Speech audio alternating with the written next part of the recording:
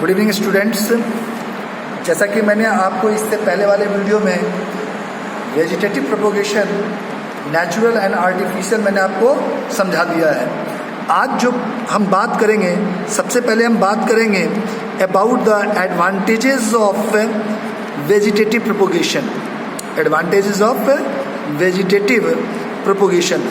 एक बात देखिए, आपने अभी पढ़ा वेजिटेटिव प्रोपोगेशन, तो उसके कुछ एडवांटेज होंगे, तभी तो हमने उसको पढ़ा, ठीक है। तो इसमें क्या क्या एडवांटेज है, पहले हम इसकी बात करेंगे। सबसे पहला जो एडवांटेज है वो ये है कि यदि कोई प्लांट सीड फॉर्मेशन की एबिलिटी लॉस कर चुका है तो उसको भी, उसके जनरेशन को भी आप वेजिटेटिव प्रोपोगेशन से आगे बढ़ा सकते हैं या नहीं बढ़ा सकते हैं। जैसे कि रोज है, तो रोज जो प्लांट होता है तो उसके अंदर सीड फॉर्मेशन की एबिलिटी खत्म हो चुकी है। तो यदि उसमें आर्टिफिशियल वेजिटेटिव प्रोपोगेशन नहीं करेंगे तो क्या उसकी जनरेशन आगे बढ़ेगी? नहीं। तो ऐसे प्लांट्स जिन्होंने those who have lost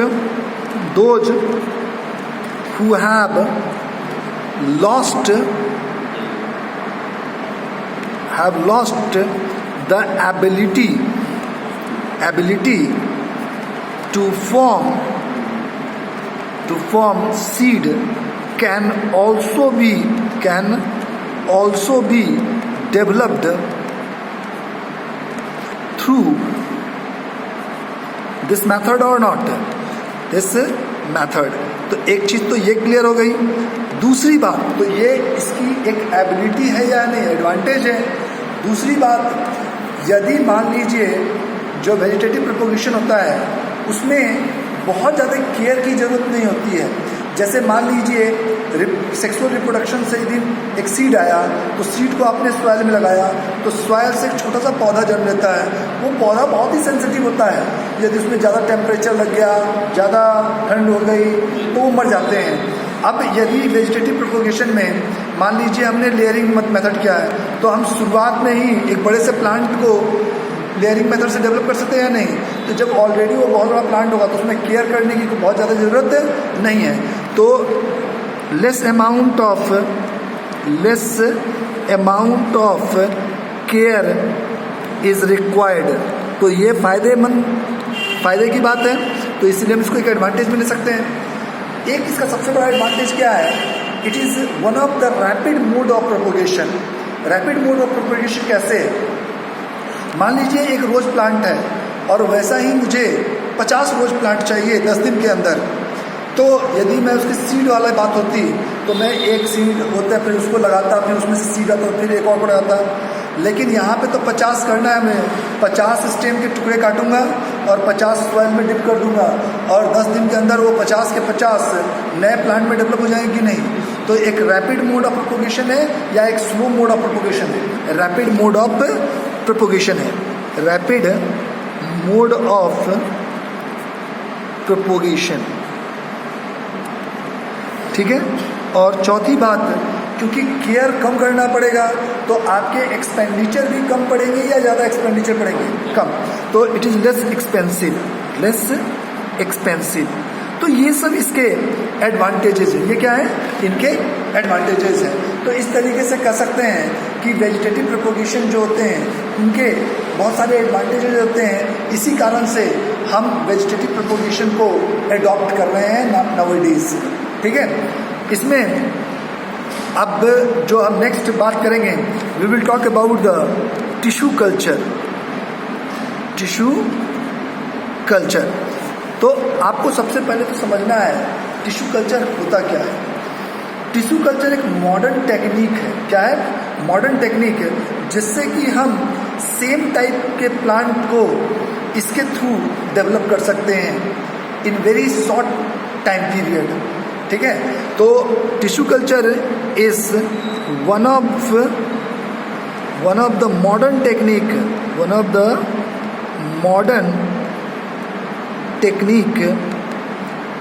by which we can grow a plant of similar type in very short time period, in very short time period. जो ये बातें मैं कह रहा हूँ इसे मैं अभी प्रूफ करके दिखाऊंगा। मैंने कहा एक मॉडर्न टेक्निक है। दूसरी बात मैंने कहा ये बहुत ही एक ही मतलब सिमिलर टाइप के प्लांट को फॉर्म करेगा। और तीसरी बात मैंने कहा ये लेस टाइम कंज्यूमिंग होता है या मोर टाइम कंज्यूम होता है, लेस टाइम कंज्यूम होता है। तो ये तीन चीज़ों के कारण ये बहुत ज़्यादा फेमस है। वो इसलिए क्योंकि आजकल मल्टीनेशनल कंपनीज़ का ज़माना है। और मल्टीनेशनल कंपनी में जैसे मान लीजिए कोई कंपनी का सीईओ आया या कोई बड़ा आदमी आया, उसको कोई एक पौधा पसंद आ गया, तो वो क्या करते हैं, वो सीधा बोलते हैं कि 100 पौधे ऐसे वाले, ऐसा ही 100 पौधे, ऐसा ही मतलब सिमिलर टाइप के। तो सिमिलर पौधे जो हैं 100 प्लांट 4 दिन में भेज देना। अब 4 दिन में उसी तरह के प्लांट डेवलप करना नेचुरल मेथड से पॉसिबल नहीं है। तो उसके लिए टिश्यू कल्चर हम अडॉप्ट करते हैं। अब टिश्यू कल्चर एक इन विट्रो कंडीशन में वो मतलब आउटसाइड, इन विट्रो करने का मतलब है आउटसाइड द बॉडी ये चीज़ होता है। अब इसमें करते कैसे ही समझो। जैसे मान लो एक प्लांट है जो पॉटेड प्लांट में लगा हुआ है। हमने एक प्लांट लिया पॉटेड प्लांट, और ये मान लीजिए कि बहुत सुंदर प्लांट था, किसी सीईओ को बहुत देखकर पसंद आ गया। उसने कहा कि ऐसे ही प्लांट मुझे 100 चाहिए। अब ऐसे 100 प्लांट मुझे 5 दिन के अंदर डेवलप करने हैं, तो कैसे डेवलप करूँगा? इसके लिए हम टिश्यू कल्चर मेथड अडॉप्ट करेंगे। इसके लिए हम एक मीडियम लेंगे। एक क्या लेंगे? Artificial medium. क्या लेंगे? Artificial medium. तो जो हम आर्टिफिशियल मीडियम लेते हैं वो होता है अगर सॉल्यूशन। क्या होता है? अगर सॉल्यूशन। ये एक ऐसा सॉल्यूशन है जिसके अंदर वो सारे न्यूट्रिएंट्स होते हैं जो एक पौधे को डेवलप होने के लिए ज़रूरी होते हैं। तो ये अपने आप में एक सेल्फ सफिशिएंट न्यूट्रिएंट मतलब एक सॉल्यूशन है। तो इसीलिए हम इसे अगर सॉल्यूशन को लेते हैं। अब हमने अगर सॉल्यूशन को एक कंटेनर में ले लिया यहाँ पे, ठीक है, और इस अगर सॉल्यूशन के साथ हमने ऑक्सीन, एक केमिकल होता है जो सेल डिवीजन में मदद करता है, वो मिक्स कर दिया इसमें, ठीक है। इसके बाद इस प्लांट का जो मेरिस्टेमेटिक टिश्यू होता है, कौन सा टिश्यू? मेरिस्टेमेटिक टिश्यू जो टिप पे प्रेजेंट होता है। आपने 9th में पढ़ा होगा कि मेरिस्टेमेटिक टिश्यू वो होते हैं जिनके अंदर डिवाइड करने की प्रॉपर्टी होती है, ठीक है। तो इनके अंदर डिवाइड करने की प्रॉपर्टी होती है, इसलिए टिप पे रहते हैं। तो इसको यहाँ से ये आपने कट किया टिश्यू को, और इसको ट्रांसफ़र कहाँ किया? अगर सॉल्यूशन में। तो आपने अगर सॉल्यूशन में थोड़ा सा इसको ऐड कर दिया, क्योंकि इसे वो सारे न्यूट्रिएंट्स मिल रहे हैं अगर में जो इसको ग्रो करने के लिए और डिवाइड करने के लिए ज़रूरी था, और ऑक्सीजन डिवाइड करने के लिए मदद करता है।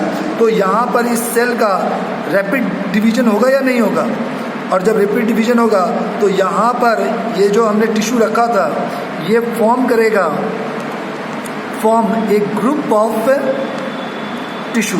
ये क्या फॉर्म करेगा? Group of tissue. तो इसे हम कहते हैं कॉल्ड कैलस। इसे हमने क्या कहा? कैलस। इसे नाम रखा कैलस। तो कैलस क्या है? It is a group of undifferentiated, मतलब अभी तक वो कोई स्पेशलाइज्ड फंक्शन परफॉर्म नहीं कर रहा है, ठीक है। अनडिफ्रेंशिएटेड कहने का मतलब होता है कोई स्पेसिफिक फंक्शन परफॉर्म नहीं करना। जब वो डिफ्रेंशिएट हो जाएगा तो वो एक स्पेसिफिक फंक्शन को परफॉर्म करना शुरू कर देगा। ये मैंने पहले भी समझाया है आप लोगों को। तो ये आपने इसके अंदर डाला तो ये क्या होगा? ये डिवाइड होकर group of undifferentiated mass of cell बन जाएगा, जिसे हम क्या कहेंगे? कैलस। अब उसके बाद हम इसको ट्रांसफ़र करेंगे एक नए मीडियम में, और ये मीडियम भी हम अगर का लेंगे, लेकिन यहाँ पर इसके अंदर जिब्रेलिन प्लस साइटोकाइनिन कर लो, साइटोकाइनिन, ये 2 केमिकल होते हैं, इनको मैंने डाल दिया। अब आप कहोगे ये केमिकल्स कहाँ से आ गए? ये इसलिए मुझे बताना पड़ रहा है। यदि आप इससे पहले वाला चैप्टर जो आपके सिलेबस में इस पर हटा दिया गया है, कंट्रोल एंड कोऑर्डिनेशन, उसमें ये प्लांट हार्मोन होते हैं, और ये वाला जो होता है ये स्टेम के जो अनडिफ्रेंशिएटेड टिश्यूज़ होते हैं उसको स्टेम सेल को बनाने के लिए रिस्पॉन्सिबल होता है, और ये रूट्स को बनाने के लिए रिस्पॉन्सिबल होता है। तो यदि जो अनडिफ्रेंशिएटेड मास ऑफ सेल्स हैं वो कुछ रूट्स में डिफ्रेंशिएट हो जाए, कुछ स्टेम सिस्टम में डिफ्रेंशिएट हो जाए, तो एक पौधा डेवलप हो जाएगा कि नहीं हो जाएगा। तो हम क्या करेंगे, ये अगर सॉल्यूशन ले लिया, इसमें ये केमिकल डाल दिया, अब ये जो टिश्यू आपने यहाँ से लिया, इन टिश्यूज़ को थोड़ा थोड़ा अलग अलग जगह पे हम रख देंगे। अब उसके बाद क्या होगा, ये जो सॉल्यूशन है ये डिफ्रेंशिएट करना शुरू करेंगे, तो ये कुछ इसमें से टिश्यू जो हैं वो शूट सिस्टम में डेवलप हो जाएंगे और कुछ रूट सिस्टम में। ऐसे ही कुछ सेल्स रूट में डेवलप हो गए, कुछ शूट सिस्टम में डेवलप हो गए। तो इस तरीके से न्यू प्लांटलेट्स डेवलप हो जाएंगे कि नहीं हो जाएंगे। और ये प्लांटलेट्स जो होंगे ये एग्जैक्टली सिमिलर होंगे जो आपने पौधा लिया था, जहाँ से मेरिस्टेमेटिक टिश्यू आपने लिया था उसके जस्ट सिमिलर होगा। फिर अब तक ये जो आप कर रहे थे ये लैब में कर रहे थे, ये कहाँ कर रहे थे, लैब में, तो वो सारे सूटेबल कंडीशन प्रोवाइड कर रहे थे जो इसको चाहिए। अब इसको ओपन में लाना है, तो इसको एकाएक ओपन में नहीं लाएंगे, पहले हम क्या करेंगे, इनको हम सॉइल में ट्रांसफ़र करेंगे। इन प्लांटलेट्स, ये क्या है, प्लांटलेट्स, तो इन प्लांटलेट्स को पहले हम सॉइल में ट्रांसफ़र करेंगे और डिफ्यूज़ लाइट प्रोवाइड करेंगे, डिफ्यूज़ लाइट प्रोवाइड करेंगे। डिफ्यूज़ लाइट न तो ज़्यादा न कम, जितना एक प्लांटलेट्स को चाहिए उतना, ठीक है। तो ये सूटेबल प्रॉपर्टी है या अनसूटेबल प्रॉपर्टी है, सूटेबल। लेकिन जो सॉइल है, सॉइल के अंदर ज़रूरी नहीं है कि वो सारे न्यूट्रिएंट्स हों जो इस प्लांट को चाहिए। तो यहाँ पे एक एडवर्स कंडीशन हमने दिया, दूसरा फेवरेबल दिया, तो धीरे धीरे जो प्लांट होगा वो एनवायरनमेंट के एडप्ट होना शुरू हो जाएगा, ठीक है। और उसके बाद हम फिर उसको ओपन में एक्सपोज कर देंगे, ठीक है, ओपन में एक्सपोज करते हैं। Now it will become suitable for surviving into the environment. तो इस तरीके से हम एक समय में, दिमाग में 100 प्लांट मुझे बनाना है, तो एक समय में मतलब 10 दिन के अंदर 100 प्लांट हम डेवलप या 1000 प्लांट डेवलप उसी तरह का प्लांट को कर लेंगे कि नहीं कर लेंगे। इसीलिए ये टेक्निक आजकल बहुत ज़्यादा फेमस हो रहा है। और सबसे बड़ी बात क्या है, इस टेक्निक के थ्रू जो प्लांट डेवलप होंगे वो कभी भी डिजीज़ प्रोन नहीं होंगे, उसमें कोई डिजीज़ नहीं होगा। उसका कारण क्या है, क्योंकि जो तुमने टिश्यू लिया है, प्लांट, मान लो कोई प्लांट आपने लिया, अब मान लो उस प्लांट में कोई डिजीज़ भी है, 1 मिनट के लिए मान लिए कोई डिजीज़ है, ठीक है, तो जो नया प्लांट डेवलप होगा उसको टिश्यू के थ्रू, उनमें वो डिजीज़ नहीं होगा। उसका कारण क्या है, उसका कारण ये है कि जो प्लांट का आपने टिश्यू लिया है वो मेरिस्टेमेटिक टिश्यू लिया है, मेरिस्टेमेटिक टिश्यू लिया है। और जो मेरिस्टेमेटिक टिश्यू होता है उसमें डिवाइडिंग प्रॉपर्टी होती है, और जिस सेल के अंदर डिवाइड करने की प्रॉपर्टी होगी उसके अंदर वो जो पैथोजन है वो एंटर नहीं किया है। इसका मतलब यदि पैथोजन एंटर कर जाएगा तो सेल की डिवाइड करने की प्रॉपर्टी खत्म हो जाती है। तो वो यदि तुमने गलती से वो टिश्यू ले भी लिया है, यहाँ पर आपने वो टिश्यू ले भी लिया है, तो वो डिवाइड नहीं करेगा तो जो नए सेल्स बनेंगे, ठीक है, वो डिजीज़ वाला नहीं होगा, ठीक है, इसमें वही डिवाइड करेगा जिसमें वो पैथोजन नहीं होगा।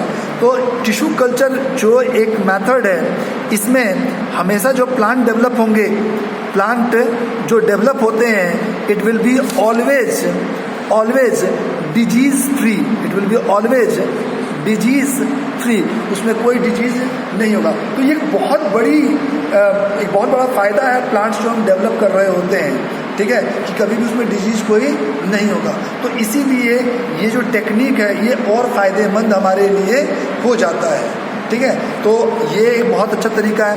अब इसमें देखो, ये मैं क्यों इसलिए आपको बता रहा हूँ, जैसे आजकल आप एक ऐसे एरिया में रह रहे हैं जहाँ पर इस टेक्निक का इस्तेमाल धीरे धीरे बढ़ने लगा है। इसी का एक बहुत अच्छा एग्जाम्पल है, तुम्हारे बगल में एक एरिया है सोनीपत में क्या करते हैं, जैसे मान लो हमें एक फसल का एक पौधा मिल गया जिसमें प्रोडक्टिविटी बहुत हाई है, तो हम क्या करते हैं, उसी के टिश्यू लेकर और टिश्यू कल्चर से हमने डेवलप कर लिया, ठीक है। तो जितने भी पौधे होंगे वहाँ पे सभी में प्रोडक्टिविटी हाई होगी कि नहीं होगी। अब इससे क्या होता है, जो सीड हम मार्केट से खरीदते हैं जो कि हाई प्रोडक्टिविटी वाला होता है, उसके प्राइस हाई होते हैं, तो उतने सीड खरीदने की भी ज़रूरत नहीं है। 10 सीड हमने लिया, 10 सीड से हमने 10 पौधे लिए, ठीक है, और उसी से टिश्यू कल्चर करके हमने अपने 1000 और 2000 पौधे जितने भी चाहते हैं उतने कर लेंगे।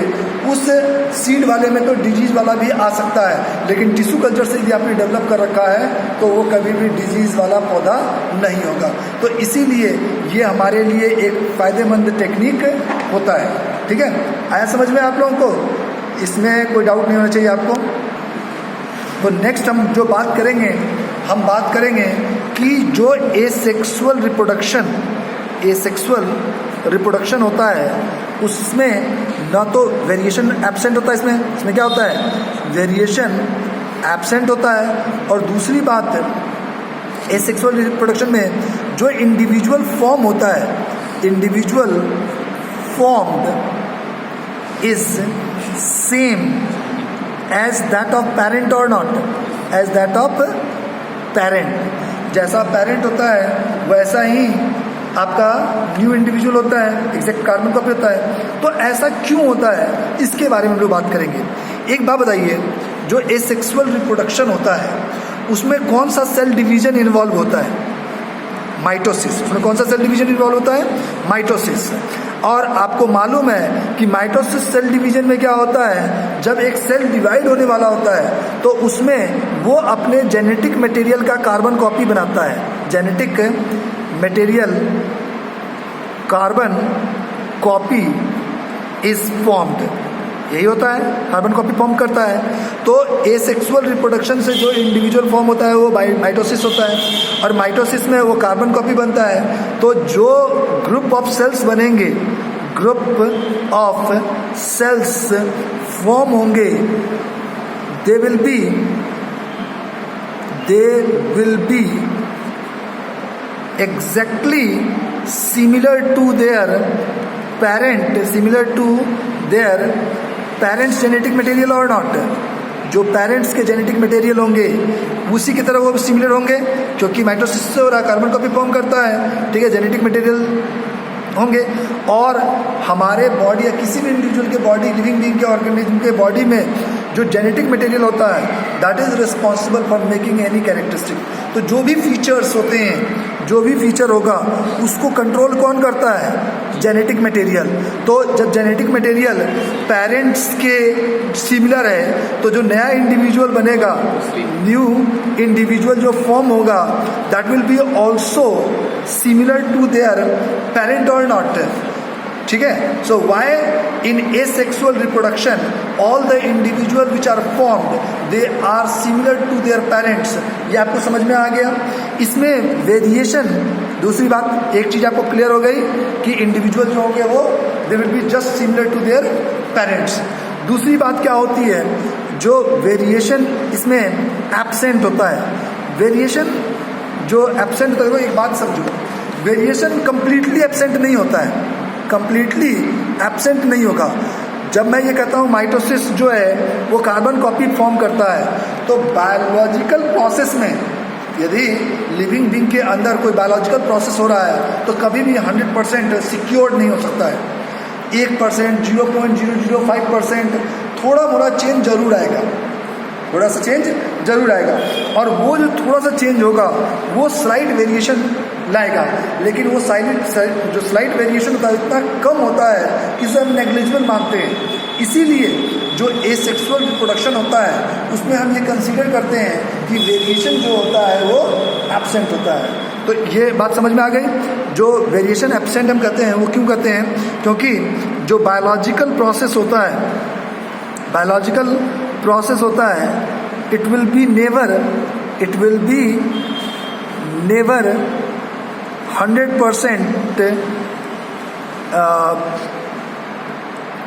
Will be not 100% exact. ठीक है, वो कभी भी 100% एग्जैक्ट नहीं हो सकता है, उसमें स्लाइट वेरिएशन जरूर प्रेजेंट होगा, slight variation is present, but this slight variation is so small that because of that it is negligible। इसे क्या करते हैं हम, नेग्लिजिबल कंसीडर करते हैं। अब सवाल एक चीज ये उठता है कि क्या वेरिएशन जो है वो सही होता है एनवायरनमेंट के लिए या गलत होता है। जो वेरिएशन होता है वो सही होता है। क्यों सही होता है ये समझिए। क्योंकि आपका जो एनवायरनमेंट होता है वो एवर चेंजिंग है। आज जैसा एनवायरनमेंट है, क्या 10 साल 20 साल के बाद भी ऐसा ही एनवायरनमेंट होगा? नहीं, मतलब कि एनवायरनमेंट चेंज हो रहा है। तो यदि मान लीजिए एक जेनेटिक मटेरियल है जो इस एनवायरनमेंट में आपको इफिशिएंटली रहने में मदद कर रहा है, ठीक है, तो कल तो एनवायरनमेंट कुछ और होगा।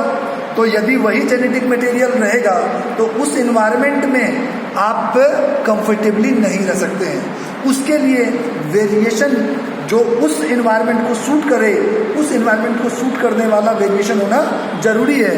तभी इंडिविजुअल जो होगा वो एफिशिएंटली उस एनवायरनमेंट में रह सकता है। तो जो एसेक्सुअल रिप्रोडक्शन होता है, तो एसेक्सुअल रिप्रोडक्शन में वेरिएशन नहीं होता है, तो इस कारण से वो एक इफेक्टिव मेथड नहीं है इंडिविजुअल के सर्वाइवल के लिए, ठीक है। लेकिन जो सेक्सुअल रिप्रोडक्शन होता है वो एक इफेक्टिव मेथड है एक इंडिविजुअल को सर्वाइव करने के लिए इनटू द चेंजिंग एनवायरनमेंट। इसीलिए आप देखना जो सेक्सुअल रिप्रोडक्शन से प्रोड्यूस होते हैं इंडिविजुअल्स, उनमें मोर इफिशिएंट होते हैं एनवायरनमेंट में as compare to asexual, the individual which is produce from the asexual reproduction. क्यों होते हैं efficient? Because the variation is present and those variation which are fitting to the change environment, they will be living efficiently into that environment, and those which do not have the variation which can suit into that environment, they will be eliminated or not, तो वो eliminate हो जाएंगे। तो इसीलिए sexual reproduction से जो individual produce होता है वो यदि आप देखो they are dominating over the planet, not the individual which are produce from the asexual reproduction. इसीलिए एसेक्सुअल रिप्रोडक्शन से जो सेक्सुअल रिप्रोडक्शन होता है वो मोर इफिशिएंट होता है। So this is all about the asexual reproduction. जो नेक्स्ट हम लोग बात करेंगे इसके बाद सेक्सुअल रिप्रोडक्शन, ठीक है। तो यहाँ तक आपको कोई प्रॉब्लम नहीं होगा, ठीक है। इसमें कोई प्रॉब्लम है तो आप मेरे से पूछ सकते हैं। Thank you.